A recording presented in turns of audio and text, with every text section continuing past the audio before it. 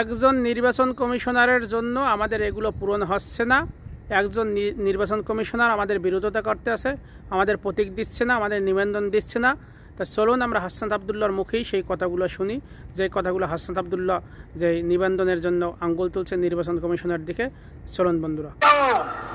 শুধুমাত্র একজন নির্বাচন কমিশনার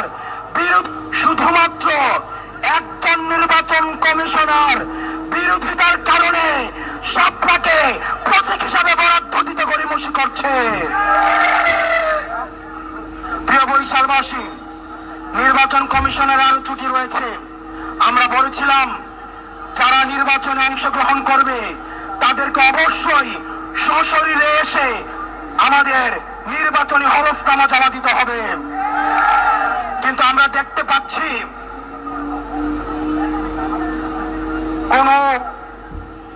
কোন ষড়যন্ত্রের কারণে নির্বাচন কমিশন চাচ্ছে সশরীরে না এসেও যেন হলফনামা দেওয়া যায়, সেটির ব্যবস্থার জন্য নির্বাচন কমিশন এগিয়ে যাচ্ছে। প্রিয় বরিশালবাসী, আমরা আপনাদের কাছে প্রশ্ন রাখতে চাই, আপনারা কি চান আপনাদের প্রতিনিধি, আপনার বরিশালের প্রতিনিধি নির্বাচিত হবে কিন্তু তিনি থাকবেন ভারতে? আপনারা কি চান আপনাদের প্রতিনিধি নির্বাচিত হবে কিন্তু তিনি থাকবেন ইউরোপে, তিনি থাকবেন আমেরিকায়, তিনি থাকবেন লন্ডনে? আমার যেই প্রতিনিধি নির্বাচিত হবে তিনি অবশ্যই আমার এলাকায় আমার সাথে থাকতে হবে। নির্বাচন কমিশন আওয়ামী লীগকে আবার প্রশ্রয় দিতে, এই নির্বাচন অংশগ্রহণ করাইতে আবার চাচ্ছেন সশরীরে না এসেও অনলাইনে যেন নির্বাচনী হলফনামা দেওয়া যায় সেই ব্যবস্থার দিকে এগিয়ে যাচ্ছে। কমিশনের পরিণতি আপনারা ভুলে যাবেন না,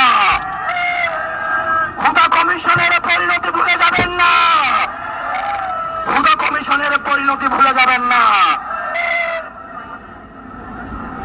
নির্বাচন কমিশনের পুনর্গঠন প্রয়োজন।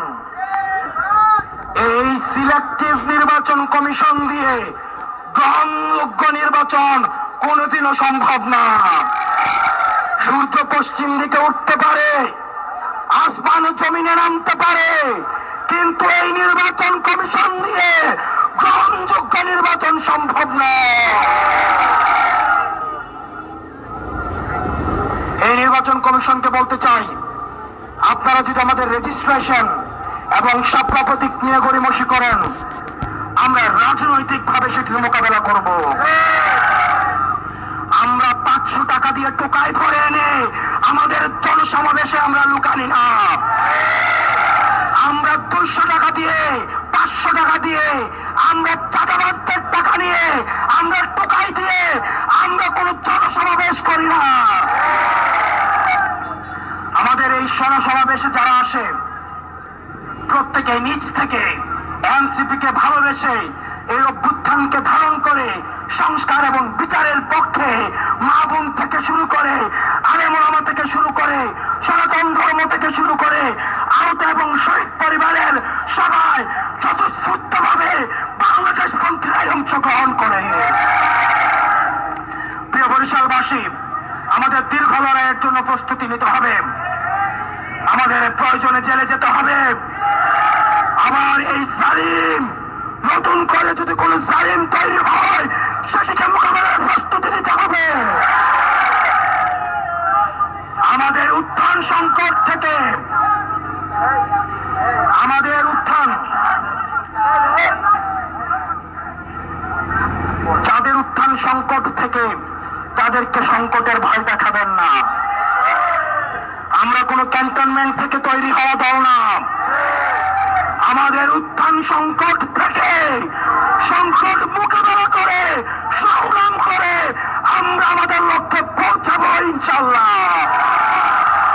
প্রিয় বরিশালবাসী, আপনারা ভালো থাকবেন, সুস্থ থাকবেন, কোন ভয়ভীতি আপনারা পাড়ায় পাড়ায়, ওয়ার্ডে ওয়ার্ডে আপনারা এনসিপির কমিটি গড়ে তুলুন। আপনাদের এনসিপির সাংগঠনিক বিস্তার আপনারা তৈরি করুন। যদি কোন রাজনৈতিক দল ভয় দেখায় আপনারা আমাদেরকে জানাবেন। ঢাকা থেকে আসতে যতক্ষণ কিছুক্ষণ দূরত্ব, আমরা সমন্বিতভাবে তাদের মোকাবেলা করব। আমার এনসিপির একটা নেতা কর্মীর দিকে কেউ যদি চোখ তুলে তাকায়, আমার এনসিপির একটা নেতা কর্মীর গায়ে যদি কেউ হাত তুলে, কাউকে যদি বিচার বহির্ভূত কোনো অন্যায়ের শিকার করা হয়, আমাদের গায়ের শ্বাস রক্তবিন্দু দিয়ে আমরা সেটি লড়াই করে যাব। প্রিয় বরিশালবাসী, আপনারা ভালো থাকবেন, সুস্থ থাকবেন, দীর্ঘ লড়াইয়ের প্রস্তুতি গ্রহণ করুন। আমরা জেলে যাব, ফাঁসি আমাদের গায়ে রাখতে পারে, আমরা ফাঁসিতেও তুলতে পারি, কিন্তু এই বাংলাদেশকে আমরা আর বিক্রি করতে দিব না। ইনকিলাব, ইনকিলাব, এনসিপি, এনসিপি, ক্ষমতা না জনতা, আপোষ না সংগ্রাম, দালালিয়া রাজপথ।